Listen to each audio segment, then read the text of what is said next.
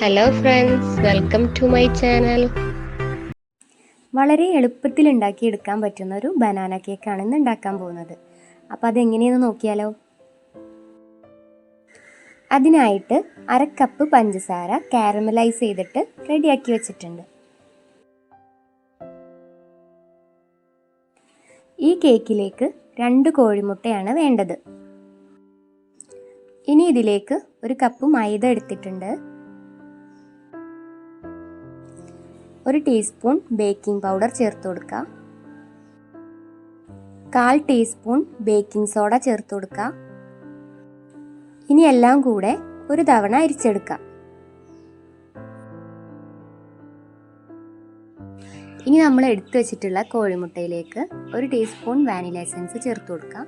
Hand whisk ഉപയോഗിച്ചിട്ട് നന്നായിട്ട് ഇളക്കി കൊടുക്കുക. ഇനി 1/2 കപ്പ് പഞ്ചസാര പൊടിച്ചെടുക്കുക. എന്നിട്ട് കുറേശ്ശെ ആയിട്ട് ഇതിലേക്ക് ചേർത്ത് കൊടുത്തിട്ട് നന്നായിട്ട് ഇളക്കിയെടുക്കുക.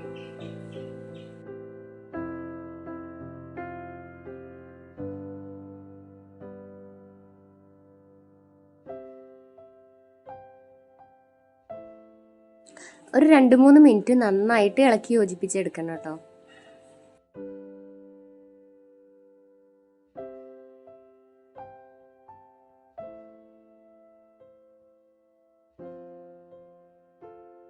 ഇനി ഇതിലേക്ക് കാരമലൈസ് ചെയ്ത് വെച്ചിട്ടുള്ള ഷുഗർ ഉണ്ടല്ലോ, അത് ചേർത്ത് കൊടുക്കാം.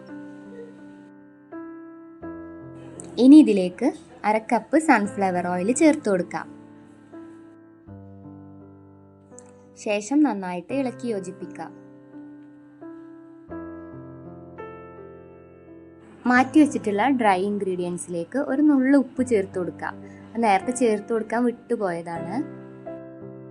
ഇനി ഒന്ന് മിക്സാക്കി കൊടുത്തതിന് ശേഷം 2-3 തവണയായിട്ട് ഇതുപോലെ ചേർത്ത് കൊടുത്തിട്ട് യോജിപ്പിച്ചെടുക്കാം. യോജിപ്പിച്ച് കൊടുക്കുമ്പോൾ ഒരേ ഡയറക്ഷനിലേക്ക് തന്നെ ഇളക്കി കൊടുക്കാൻ ശ്രദ്ധിക്കാം.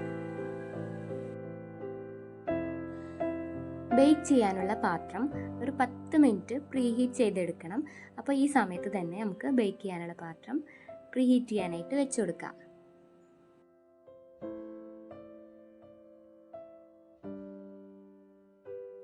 ഇനി നന്നായി പഴുത്തിട്ടുള്ള 2 നേന്ത്രപ്പഴം അത് ചെറുതാക്കി മുറിച്ച് മിക്സിയിലിട്ടിട്ട് വെള്ളമൊന്നും ചേർക്കാതെ ഇതുപോലെ പേസ്റ്റായിട്ട് അരച്ചെടുക്കാം.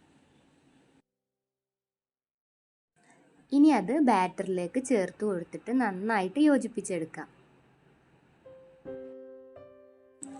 ലാസ്റ്റ് ടൈമിൽ ഒരു 1/2 ടീസ്പൂൺ വിനാഗിരി ചേർത്ത് കൊടുത്തിട്ട് മിക്സാക്കി കൊടുക്കാം. കേക്ക് ടിന്ന് ബട്ടർ പേപ്പറൊക്കെ വെച്ചിട്ട് ഓയിലൊക്കെ ഗ്രീസ് ചെയ്ത് വെച്ചതാണ്. ഇനി അതിലേക്ക് ബാറ്റർ ഒഴിച്ചു കൊടുക്കാം. ഈ ഒരു സ്റ്റെപ്പ് ചെയ്തെടുക്കുന്നത് നല്ലതാണ് കേട്ടോ. ഇനി കേക്ക് ടിന്നൊന്ന് ടാപ്പ് ചെയ്ത് കൊടുക്കുക. അപ്പോൾ എയർ ബബിൾസ് വല്ലതുണ്ടെങ്കിൽ അതൊക്കെ പൊക്കോളും. പ്രീഹീറ്റ് ചെയ്ത് വെച്ച പാത്രത്തിലേക്ക് ഇത് ഇറക്കി വെച്ച് കൊടുക്കുക. ഇനി ഇത് അടച്ച് വെച്ചിട്ട് ഒരു 45 മിനിറ്റ് ലോ ഫ്ലെയിമിൽ ബേക്ക് ചെയ്തെടുക്കുക. അപ്പോൾ നമ്മുടെ ബനാന കേക്ക് റെഡി ആയിട്ടുണ്ട്. ഇനി ഇതിനെ ഒന്ന് ക്രീമൊക്കെ തേച്ചിട്ട് ഡെക്കറേറ്റ് ചെയ്തെടുത്ത് വെച്ചതാണ്. നല്ല അടിപൊളി കേക്കാണ്, കഴിക്കാനും നല്ല ടേസ്റ്റ് ഉണ്ട്. അപ്പോൾ എല്ലാവരും ഒന്ന് ട്രൈ ചെയ്ത് നോക്കുക, ഫീഡ്ബാക്സ് ഒക്കെ അറിയിക്കുക. അപ്പോൾ നമ്മുടെ ഈ ബനാന കേക്ക് എല്ലാവർക്കും ഇഷ്ടപ്പെട്ടെന്ന് വിചാരിക്കുന്നു. സിമ്പിളായിട്ട് ഉണ്ടാക്കിയെടുക്കാൻ പറ്റും. ഓവൻ്റെ ആവശ്യമില്ല, അതുപോലെ തന്നെ ബീറ്ററിൻ്റെ ആവശ്യമില്ല.